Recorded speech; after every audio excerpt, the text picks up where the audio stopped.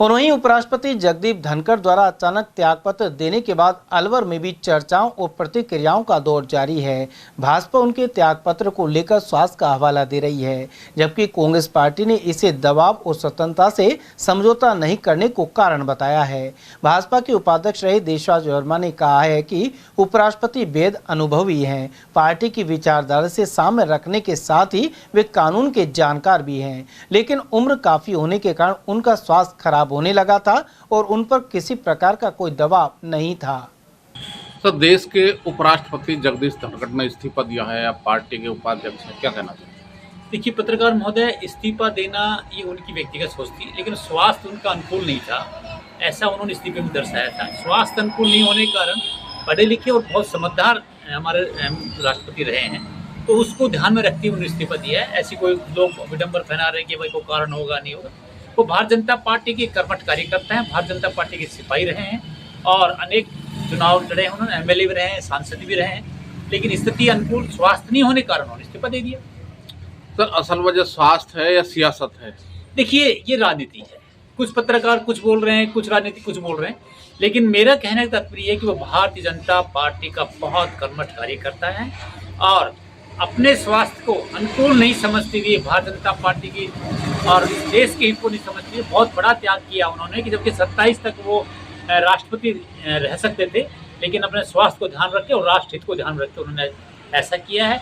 और आगे पार्टी के शीर्ष नेतृत्व का जो भी निर्णय होगा वो सबके लिए लागू है।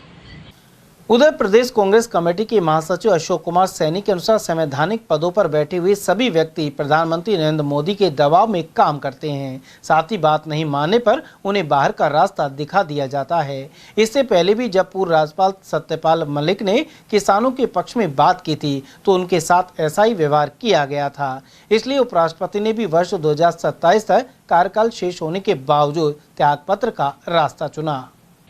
सर, देश के उपराष्ट्रपति जगदीप धनखड़ ने त्यागपत्र दिया है। उससे पहले कांग्रेस का एक प्रतिनिधिमंडल मिला था, उसके बाद रिजाइन कर दिया। क्या कारण है इस्तीफा के? क्या लगता है आपको, क्या कहना चाहेंगे? मैं आपके चैनल के माध्यम से इतना ही बताना चाहूँगा कि उपराष्ट्रपति जी धनखड़ साहब दबाव की राजनीति में नहीं आना चाहते थे। वो केंद्र की जितनी भी एजेंसियाँ हैं सब दबाव की राजनीति के दबाव में कर रही हैं, चाहे चुनाव आयोग ले लो, चाहे ईडी सीबीआई कोई सी भी ले लो, वही दबाव उन्होंने जो उन पर दबाव रखा था वही दबाव वो धनखड़ साहब पे बढ़ाना चाहते हैं कि राज्यसभा में कोई मुद्दा ऐसा है जो बहस का मुद्दा बन रहा था, जो लोकसभा में राज्यसभा में चर्चा का विषय है, उन पर ऊपर से प्रधानमंत्री का या अमित शाह जी का कोई दबाव ऐसा था जो वो दबाव में नहीं आना चाह रहे थे।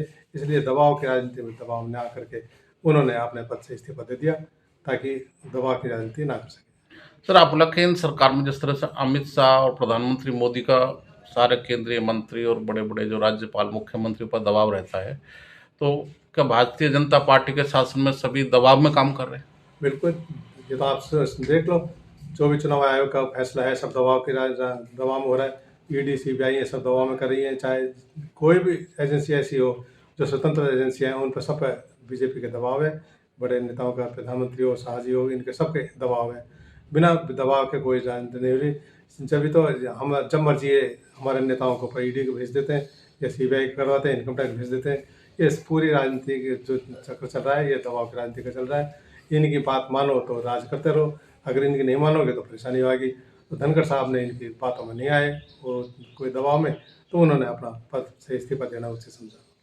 सर, इससे पहले भी जो सत्यपाल मलिक थे, कई बार वो प्रधानमंत्री और अमित शाह से बात करते थे और सार्वजनिक रूप से बयान देते थे कि कृषि कानून हो, चाहे अन्य कोई मुद्दा हो, चाहे जम्मू कश्मीर का मामला हो, तो जिस तरह से सत्यपाल मलिक भी खिलाफ बोलते थे या सही बात कहते थे, तो उनको भी कहीं न कहीं फिर धीरे धीरे करके बाहर का रास्ता दिखा दिया। बिल्कुल, आपके पत्रकारों के माध्यम से ही पता लगा है कि कहाँ तो गवर्नर थे सत्यपाल मलिक जी, और जब वो सही बात बोलते थे, जनता के हित में बोलते थे, किसानों की बातें रखते थे, तो वो इनको ऊपर वाले नेताओं को चुभती थी। तो वो नहीं चाहते थे कि उनको तो उनका यस मैन चाहिए था।